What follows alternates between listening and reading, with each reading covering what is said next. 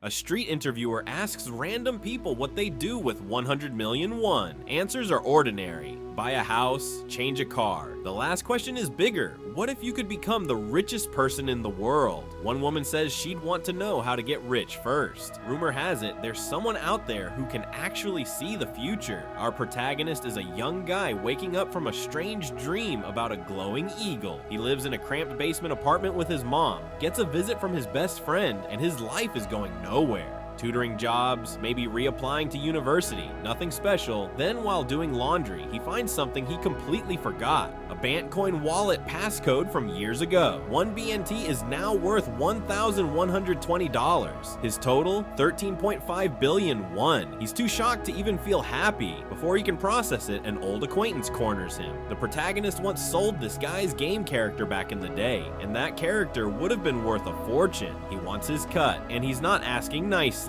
Mid-confrontation, the protagonist gets hit by a blazing vision. That eagle again, and burning letters spelling out Mountain Hill, bankrupt. Mountain Hill is the exchange where his Bantcoin is listed. He grabs his friend immediately. Sell everything, right now. No explanation, just trust me. They dump every coin they have. Friend agrees, but demands answers after. Minutes later, Mountain Hill goes offline. When the server comes back, every account is completely emptied. Users are in a full panic. The exchange has collapsed. They got out just in time. Pale and shaking, the protagonist finally tells his friend the truth. I think I might have gained the ability to see the future. 1 year ago, a military firing range, Private Kang Jinhoo is getting chewed out by his superior for spacing out during training. Then he sees it. An eagle, massive, glowing, unlike anything normal. His fellow soldiers see nothing. Before he can process it, a vision flares up. The KM-188 mortar round they're using is about to explode. His body reacts before his mind does. He screams, "Get down!" and dives. The mortar explodes. Back in the present, Jinhoo is recounting this to his friend. It was a miracle, a fatal accident, and he survived completely unharmed. But his friend connects the dots immediately. The eagle vision at the firing range, then the Mountain Hill collapse. That's twice now. This isn't coincidence. It's a superpower. Jinhoo can't argue with that. His friend, fortified by years of anime, takes it completely in stride. Then the friend gets to the real topic, his cut. When Jinhoo sold his old Rutnia game character back in the day, his friend's share of the account was wrapped up in it. 1,000 BNT out of the 11,000 received was rightfully his. That works out to 1.24 billion won from the 13.5 billion total. Jinhoo agrees without fighting it, but there's a catch. His friend has already thought this through. He's an economics major. If the money transfers directly from overseas, it triggers a massive progressive tax. So he set up a company in Delaware called OTK, which stands not for otaku, but for Otaku Genius. 500 million first, the rest routed through his sister. On discharge day, Jinhoo checks his bank account. 1.24 billion won. He lets himself feel it for 1 second. Sweet victory. Then gets moving. First thing on his mind, stop his mom from working and buy her something nice. He heads to a department store. While browsing, he spots a commotion. An arrogant woman berating a store employee for bumping into her, demanding she kneel and apologize in front of a growing crowd. Jinhoo pushes through to get a better look and freezes. The employee on her knees, humiliated in front of everyone, is his mom. The store manager is pressuring her to grovel further. Jinhoo steps in, calmly. His mom panics and tries to deny he's her son, embarrassed by the whole situation. Jinhoo doesn't flinch. "I'm not ashamed of you, Mom." He turns to the woman. "The shoes cost 600,000 won?" He pulls out the cash on the spot and hands it over. She can take the money, apologize, and leave, or keep the shoes and walk away with nothing. Either way, the whole scene is already on video. The woman hesitates. Jinhoo pushes further.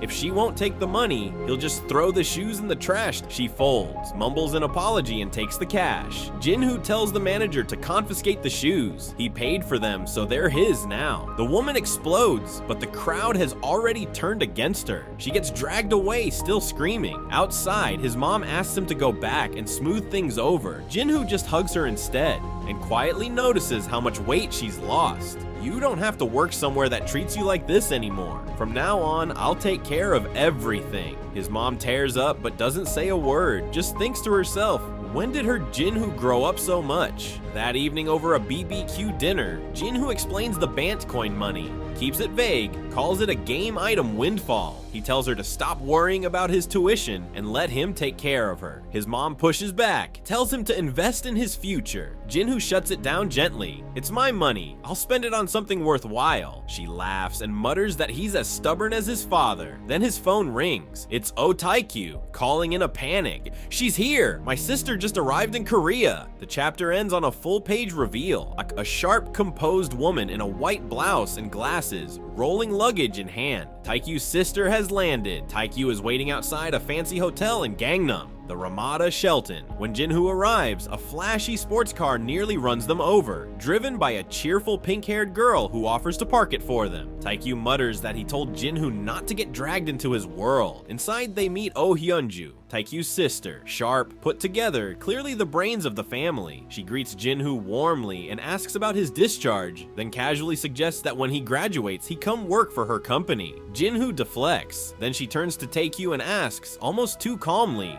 "Is something bothering you? She heard Mountain Hill went bankrupt. Is everything okay?" Taekyu laughs it off. He sold everything just in time. Lucky timing. He put the full proceeds, about 911.9 million won, into the OTK company's domestic account. Hyunju stares at him, then says, "Thank goodness." She slides a business card across the table. The contact number for the Gwangan-gu Gorogu branch manager. Anytime a large sum needs to be moved cleanly, just call. She then clarifies why she's actually in Korea. Due diligence on an acquisition target. She'll be around for about 10 days, staying in the hotel on the company's bill. Taekyu nearly chokes. She excuses herself to take a call. Something about OPEC. Taekyu explains, OPEC is the Organization of Petroleum Exporting Countries. Their meeting results drop after tomorrow. Then, Jinhoo's vision hits. The eagle, fire, burning letters, OPEC agreement on production cuts. He snaps back to the conversation. Hyunju returns. Jinhoo, piecing it together fast, starts asking careful questions. What meeting is OPEC currently holding? She explains their meeting in Kuwait to discuss production cuts. Oil and bonds move together. If OPEC member countries can't agree, oil stays around $60 a barrel, but the US shale industry breaks even at about $40. If oil drops below that, more than half of US shale companies go bankrupt. Most analysts expect them to fail to reach an agreement this time. Oil prices would drop, bonds would rise. The probability of an actual agreement is extremely low. Jinhoo quietly asks, what if an agreement is reached? Hyunju pauses. If they do agree, oil prices spike, bonds fall, but the probability is so low it's almost not worth considering. She catches herself.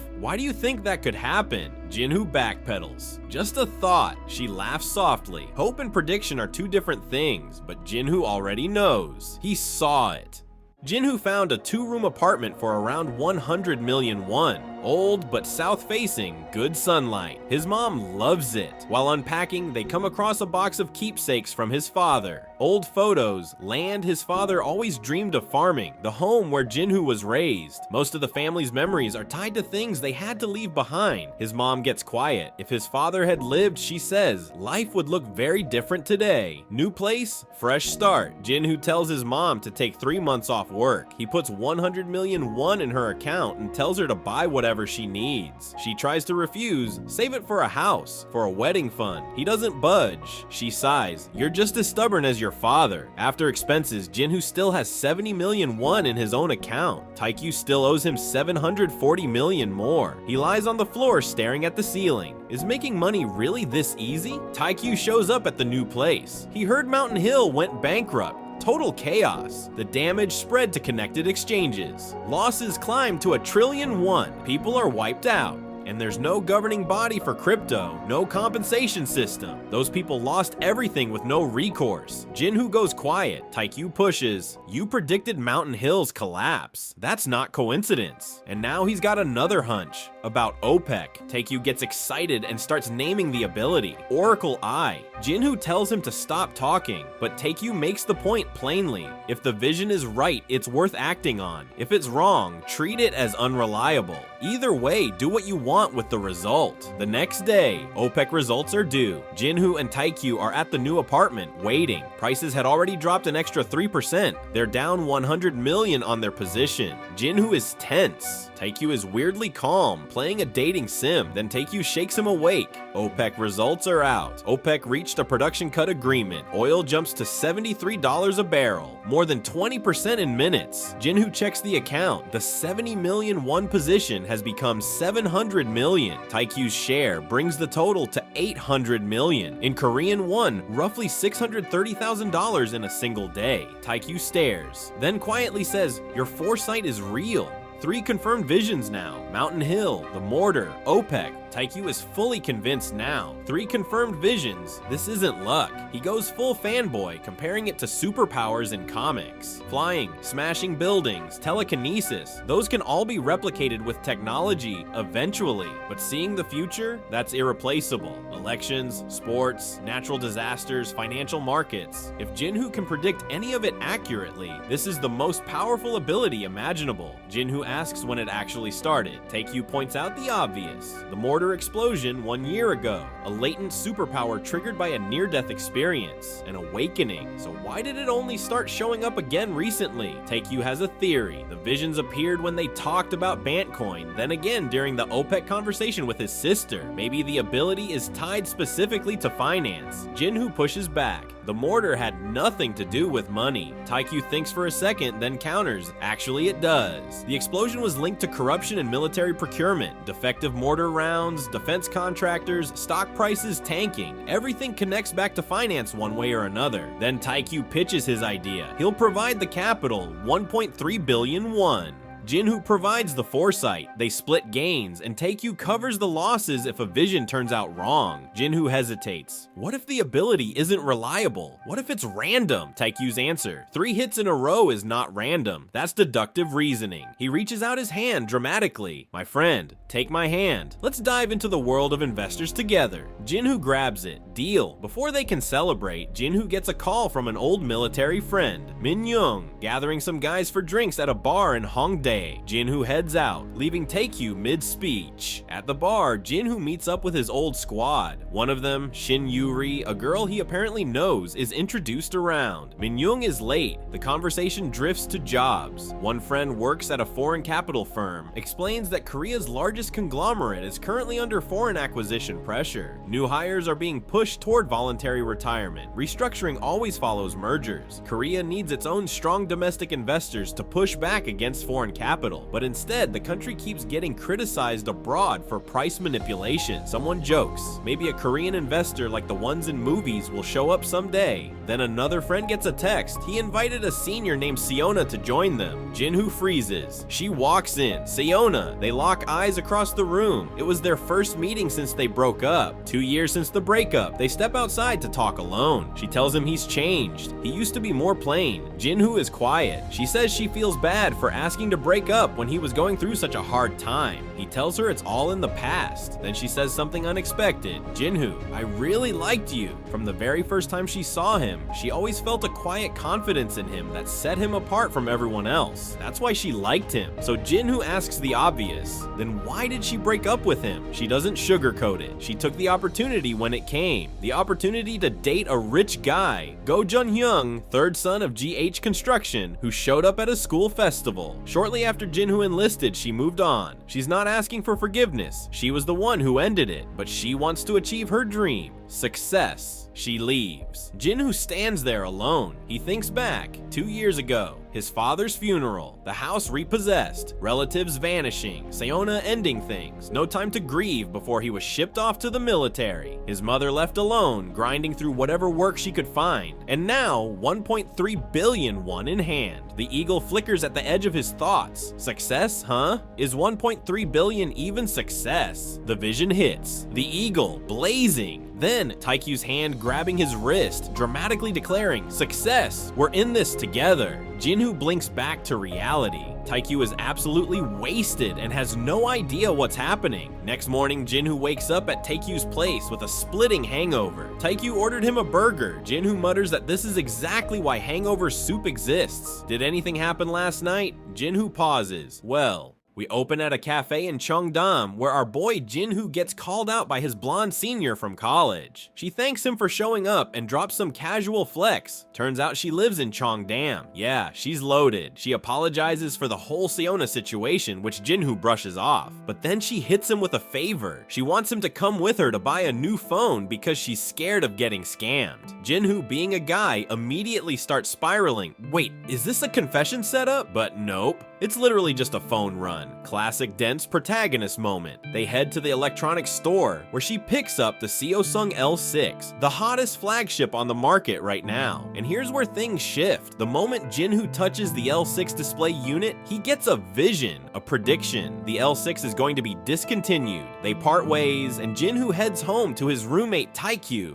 a hardcore tech nerd who is absolutely losing his mind over the L6. So Jinhoo tells him what he saw, and the two of them start theorizing. Why would a phone selling 70 million units worldwide just stop? Patent dispute? Unlikely. Seosung is actually one of the strongest patent holders in the game. They've been making mobile phones since the CDMA era. A product defect? Possible. But manufacturers don't discontinue. They patch and repair. It doesn't add up. Then, that night, Taekyu screams. His brand new L6, left charging while he slept, just exploded. A full-on battery fire. 1 week after purchase. And just like that, the answer hits. It's not patents, it's not software. It's a battery defect, a catastrophic one. Jinhoo goes online and discovers he's not alone. Reports of L6 explosions are already flooding community boards. Just 3 days after launch. Photos, stories, the whole thing. Thanks to media coverage, the story spreads fast. But here's the thing, the explosion rate is actually tiny, 1 out of every million units. Seosung isn't panicking and analysts aren't worried yet. They're calling it an isolated batch issue. But Jinhoo's brain is already running the numbers. He thinks back to his prediction. The L6 will be discontinued. And if he knows that, there's money to be made. Short selling. If Seosung's stock drops, he profits. He lays it all out for Taekyu. The refund amount alone could hit 6 trillion won, and the stock losses. Multiply that several times over, but there's a catch. Short selling with their tiny investment club funds, just 61.5 million won, would give only modest returns. Jinhoo wants more. He wants options. Specifically put options on Seosung Electronics. So Taekyu pulls out a name, Park Sang-yeop, a former president of the school investment club, and a certified genius. The guy got into Korea University on a math scholarship, solved a professor's unsolved problem as a freshman, and stumbled into the stock market through a simulation game. He turned 5 million won into 50 million in a month for his club, then 300 million, and eventually, through a legendary CL Chemical put option play, walked away with 6 billion won.